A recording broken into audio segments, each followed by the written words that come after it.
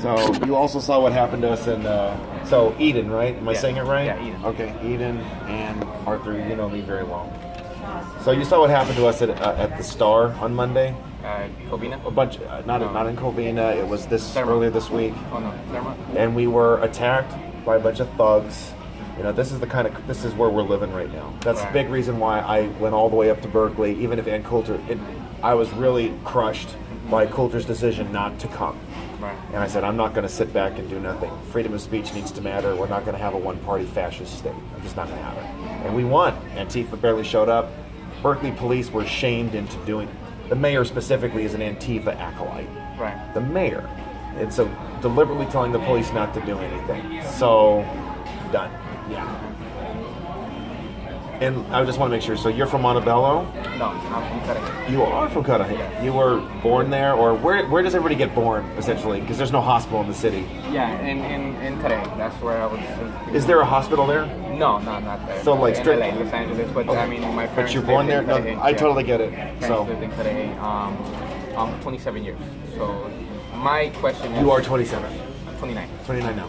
Okay. There was 2 years that I moved out to Linwood. No, that's fine. I understand. The point is, my question to you is, what is it that you're searching for when you come to our council meeting? Mm-hmm. What is it that you're searching for with your group as far as? I want the sanctuary city policy revoked. And we've gone to other cities, by the way. People badgered me about it. You'll see we've gone to Culver City. We were there in El Monte, putting an end. It's rampant lawlessness, man, to have elected officials promoting illegals and telling them how to avoid capture, to avoid arrest, and how to essentially break the law. Okay. And I'm just not going to have it. And our team is diverse. You've seen it. And it's not, if you saw the bus ride up to Berkeley, I was the minority, if you want to use those terms. Yeah. We're a minority of minorities. We're a majority of majorities. Americanism is our creed. The policy needs to go. Sanctuary. That's it. And it's not a sanctuary. I was back in San Francisco at Pier 14 to commemorate Catherine Steinle's murder, brutal, in front of her own parents. Yeah. I mean, criminals exist in every demographic. Okay, but this is a common retort, and this is always my reply. We have Americans who commit crimes. That is our problem. That's a recognition of every country. Right. But illegals committing crimes should never happen if our borders were secured. Okay. Like I said, the criminals exist in every demographic. Also, if we nitpick criminals and take it out on the law-abiding citizens, or we cannot treat law-abiding people like criminals just because they didn't meet the bureaucratic requirements of migration. That abrogates their human right to travel and make contacts. There is no human right to travel. No, there isn't. There's not. We have sovereign nations for a reason. It's essential. Alexander Solzhenitsyn, he was also a civil rights activist. He was a victim of Soviet oppression. He was in a gulag for the greater part of his life. But even with those dire circumstances, he had to still enter this country through a legal process. He eventually did. Right. He lived in Vermont the greater part of his life because it reminded him of his the environment he had grown up in. Okay? There's no right to... No, I don't have a right to migrate into someone's house. That's an individual territory. That's a different analogy. I mean, so, that doesn't really... if you don't accept that, Mexico has strict laws that they enforce. So does Nicaragua, Guatemala, Argentina, China, Hong Kong. Why is it that the United States can't enforce I'm all for deporting criminals who are illegal. That's for sure. So we're talking like violent criminal aliens. Yes, I'm for that. I can meet halfway at that. I'm all for that. Now, as far as someone who came here when they were 10 years old, they've been living here for 15 years. They probably haven't been able to set up documentation because there's a lot of lawyers here that are known to cheat people out of their money for that. People who don't know or don't have an education. What do you have an answer for those type of people? My answer is, first I want to extend that there's a widespread answer to it. Rick Santorum gave the best because he actually did it on national television. Very risky for a politician to have the courage to do this. Perhaps losing the presidency gave him that courage. You're not trying to win a vote. This country has blessed those 10-year-olds, those 15-year-olds, those 20-year-olds. Those young people can go with their families to their home countries. They are in a position already to make this world a better place. We are a nation of laws. We're not a nation of, can't govern by compassion, can't govern by pities or sob stories. It's just fundamentally unfair. And to go a step further, this problem has gone from bad to worse because of politicians who are seeking easy votes, looking for easy headlines, exploiting these children. But SoCal Connected had a documentary on this, and there was a family of Mexican descent. The parents were illegal, and the kids, they went back to Mexico and they set up to do it legally. I used to be I've written about this, I'll share it with you. You can find the letter that I wrote in the LA Times, October 2011. At one time, I had supported a trifurcation. Illegals here 0 to 5, goodbye, you don't come back. You're no chance. Right. 5 to 15, around that, get in line, but you can pay a fine and come back in. Do it legally. And then for grandma and grandpa who've been here for 30 years, they pay a fine. Newt Gingrich had that view in 2012. When 2014 hit, and you have swarms of illegal alien minors coming to the border alone, I said, enough. No. Compassion, any partial amnesties are just going to invite more illegal immigration. Enough. Even if you, they might not be, I mean, it's not just Mexicans coming here illegally. I mean, there's... And I've never said that. I hope we're on record about that. Salvadorians who are under the TPS system, the TPS, temporary... There are British overstays. There are Chinese overstays. We have Asian illegals crossing our border now. I do. It is never about color. There's a dialogue I had with an older gentleman who's a boxer, and he had a Catalonian visitor, and we went at it. He was upset because there was an immediate response that we're targeting people because of the color of their skin. I hope you've seen that video. I finally put it on YouTube, and we explained to him, this is not about color. It's not possible. I can't look at you or him or her and say you must be illegal. It's impossible. It's not even logical. And I brought up, there are Irish illegals in Boston. They gotta go. There are English illegals. A lawyer told me this. They gotta go. No, I've had enough of this. This is wrong. Even at a younger age, it's just a fundamental issue of moral value. It's wrong. What about Salvadorians who are under the TPS, temporary protected status? It's been so thoroughly abused. This is my initial response. I don't have full detail on that. Our system has been so screwed up after 8 years of lawlessness and arbitrary non-enforcement. Even when Obama issued these DACA and then the DAPA, a lot of people did not take advantage of them. And I would say for good reason, because there was no legal assurance. Right. They were unconstitutional. And for no other reason, that's why DACA should be repealed. And, you know, there should be, you know, liberal-leaning amnesty advocates should actually be throwing parties right now because Trump hasn't reneged on it yet. Right. I'm not sure why. I will trust him that there's a reason why. But just so you know, I'm not. Do you agree with everything that Trump does? Of course not. I'm giving you an example. I also don't agree that tariffs is a way to safeguard American jobs. Tariffs as public revenue only, but they should get rid of the income tax, just as it was at the founding. They had tariffs and land sales. That's how the government accrued money. There was no taxes, and there shouldn't have been. And by having a thin revenue stream, you wouldn't see the expansion of the state we have today, which shouldn't be this big in the first place.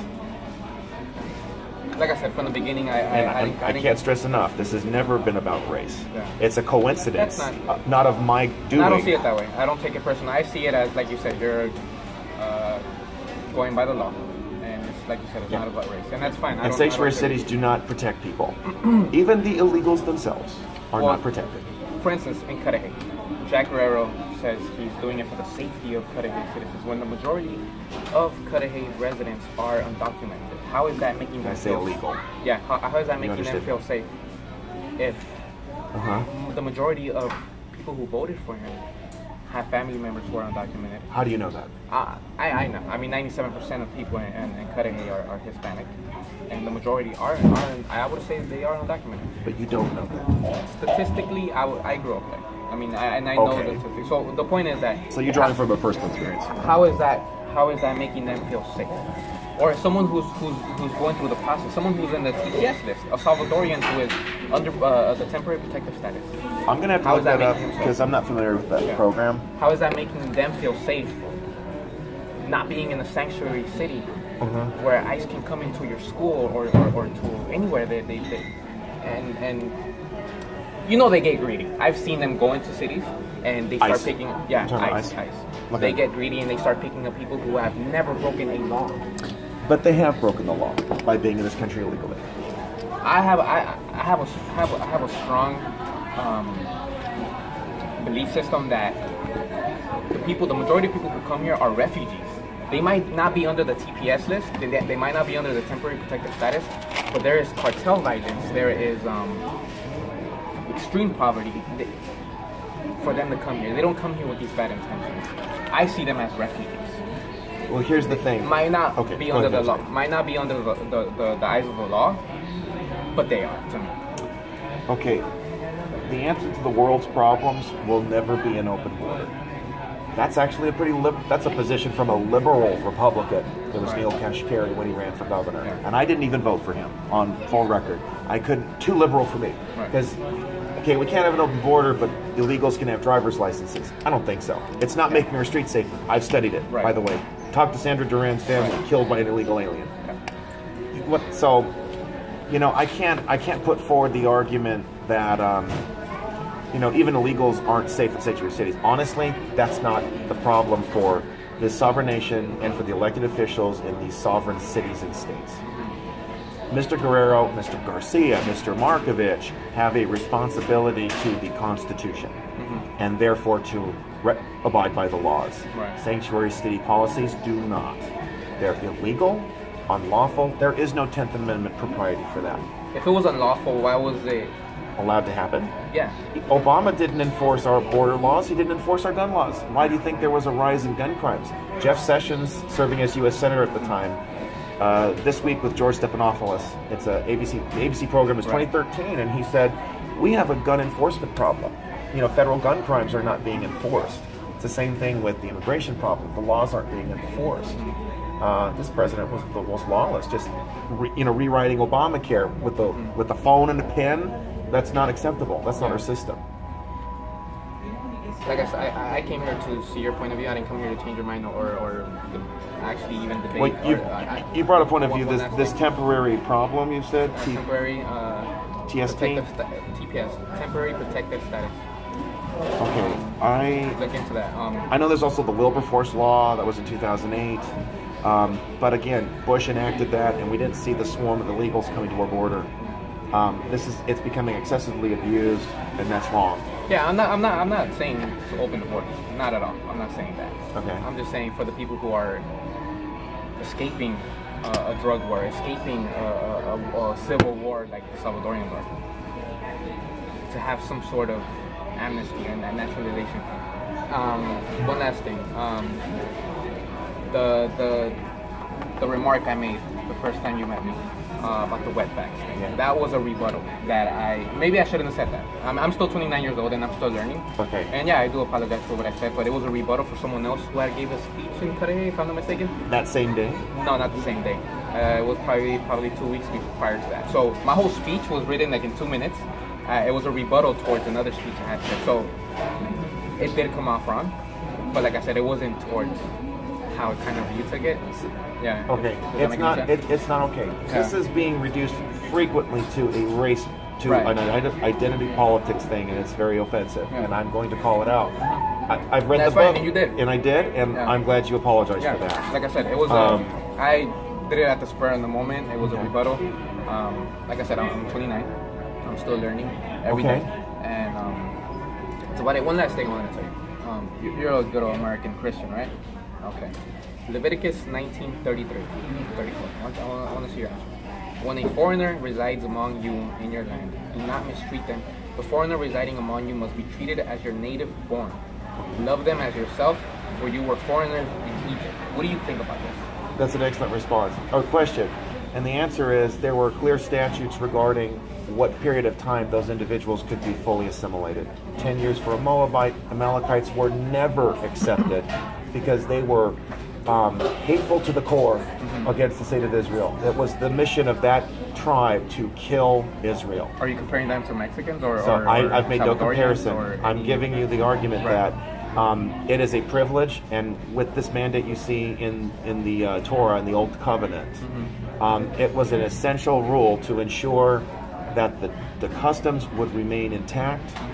Other things to consider. This has been a theological growth that's been so exciting for me. We don't live under that old covenant anymore. That was a special covenant given to the Jewish people. Why? To preserve and ensure the coming of the Messiah, Jesus Christ, who now lives forever. We live under a new covenant, and you'll see it's very basic. Believe on me, love one another. Jesus is, that part of the Bible shouldn't be considered anymore. No, we don't. Does that say anywhere in the Bible that shouldn't be considered anymore? Jesus fulfilled the covenant. He made that very clear in Matthew 5. He also made that clear, and it's also explained in Colossians 2:13 through 15.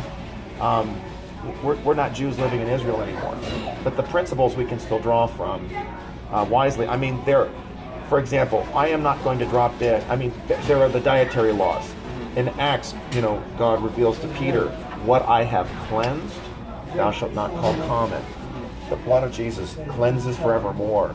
And those dietary laws are no longer necessary. Now, there's still wisdom in not eating pork. It's not exactly good for you. But you're not going to get zapped by lightning. You will not be condemned to die. Yeah. The way that you can see throughout the Old Testament, Elijah could call fire. It's a covenant of grace now.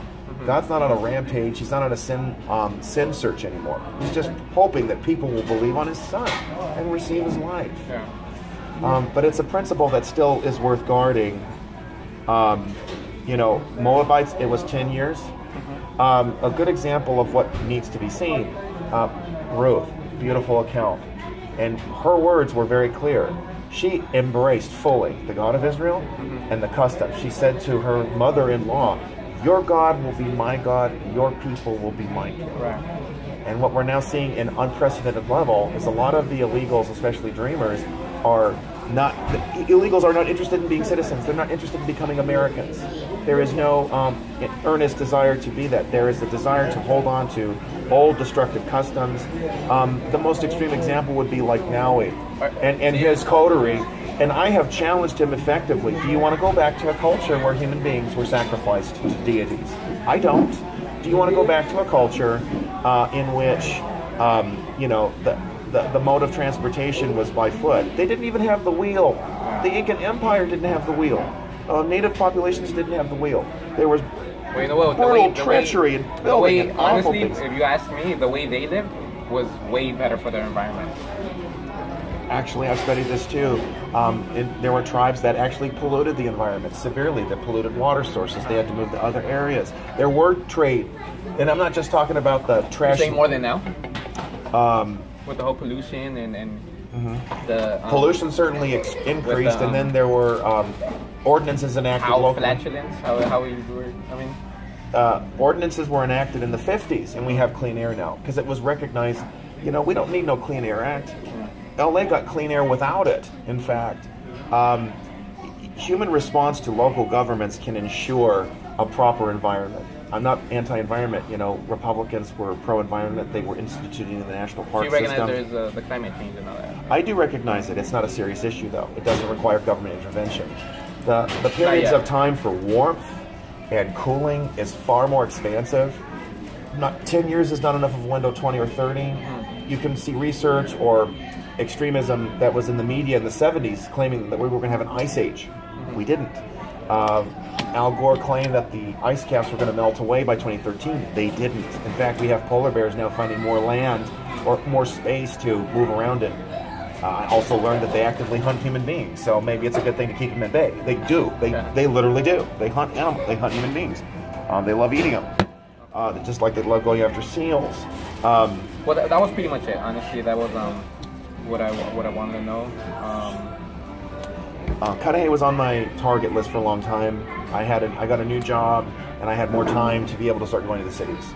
And I found other surprises too.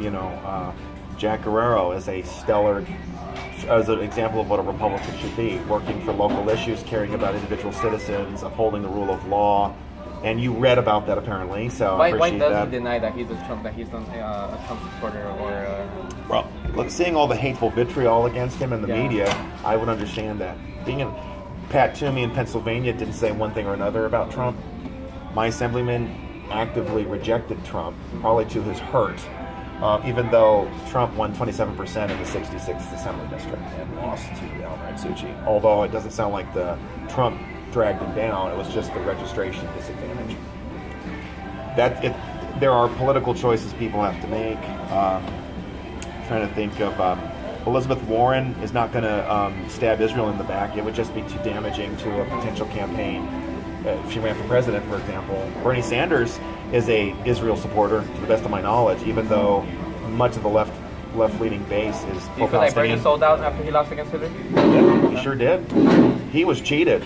And that's what Miguel and I really resonate on that. Yeah. I wrote an article about Miguel for Town Hall. You should look it up. His shirt, he had Bernie everything. I was so impressed. What I like about a lot of these Bernie supporters is there's a desire for integrity, Yeah. which I share. I don't think Bernie has it. I mean, for a guy who preaches socialism, he owns 3 condos. He's quite a propertied individual, and I'm becoming more alarmed because the single payer agenda is. You know, I hit an impasse with individuals. Well, I have Canadian friends who like it. It is a terrible system. Rationing, long lines, doctors quitting the profession, government incompetence is rampant because it's a government institution with no accountability. Do I really want the post office in charge of my health care? No. Let me take a step back and ask you something. You were a Bernie supporter, is that correct? Before he lost to Hillary, yes. Okay, then you supported Hillary? No, I didn't. You supported Jill, didn't you? No, I didn't. Oh, you didn't vote? No, not for the national election. I didn't. You just sat out. I actually. That's fine. I mean, that's a principled choice. I had Republicans who were so turned off to Trump, and they just didn't vote. Gary Johnson is not a libertarian, so I mean, that guy would put you in a jail cell for not baking a cake for a gay wedding. This is tyranny. No, I'm just not having that. Yeah. If you want to know my honest answer, I actually wrote in Bernie on my ballot. Okay. A lot of people did that. That's what I did. Can I speak to another issue? Yeah. I'm venturing into deep waters here. You understand the trouble that I face. I believe even Adolfo Varas is aware of this, so I recognize a maturity that he has. You had asked me a question. I hear that you're anti-LGBT. Can I speak to that now? Okay. Okay. The whole problem with that debate, again, just like with legal immigration, I'm not anti-anything. I am pro-life, pro-family, pro-liberty, pro-reality, pro-biology. I have friends who used to live engaged in same-sex conduct. They don't anymore. It's not in the DNA. You think it's a mental illness? I know transgenderism is a mental illness because it is a blatant disregard for reality. DNA is distinct, male or female. You don't think that they are born with sexual tendencies? Now about that, people aren't born gay, but I also don't believe that someone wakes up one day and says, I think I'm going to be a homosexual today. So let me start with clinical realities and then we'll get to the psychological ones. So I am a little more sensitive now that I've been taught. It's pretty harrowing, man. A lot of homosexuals were molested as kids. It's overwhelming. I don't know about the numbers, but I mean, It's either that or there wasn't a strong male for men, or a strong female, like a clear demonstration for women. One gentleman, Ryan Sorba, he went into a gay bar in San Diego, and he just asked them, every one of them, the question. It was undercover. Do you think you're born gay? And they all said no. They're safe. It's not public to their minds. They're anonymous. So there's that, and we've had a syndemic of sexual venereal disease in LA County, and it's gay and bisexual men. Ricardo Lara had a forum to deal with this issue. Okay, Lara was molested as a kid. It was terrible. I heard this story. I talked to one of his colleagues, John Morlock, who is as right as it gets. And he has a compassion that I don't know how to embrace, but he's like, I don't hate him. I love him. I pray for him. Yeah. It was a terrible thing what happened to him as a child. Yeah. But the answer isn't to impose this destructive ideology. And it is destructive. 20% of homosexuals, their lifespan diminishes by 20%. It's almost like smoking heavily or drinking yourself to death. This is destructive. Now, mind you, Margaret Thatcher, conservative, she wasn't even in the majority government at the time. And she had led the fight to decriminalize consensual same-sex behavior. People aren't going to get set free if you condemn them. I want to be very clear about that. I don't believe in hanging people from trees or throwing them off of buildings because of this matter. But I'm a stand for truth guy. And now the political repercussions are tyrannical. Laura essentially wanted to shut down every Christian college in this state. That's outrageous. He wants to throw away the First Amendment in the name of non-discrimination? I don't think so. I ain't having that. I told you about Gary Johnson. I hated him more than I hated Hillary. Because he was emphatic. He said religious liberty is a black hole. We're just not going to fight for it. Excuse me? This country is founded on religious liberty. Okay? The Pilgrims, the Separatists, the Episcopalians, the Catholics came here to Maryland to escape persecution. No, we're not giving that up. You don't believe in the separation of church and state?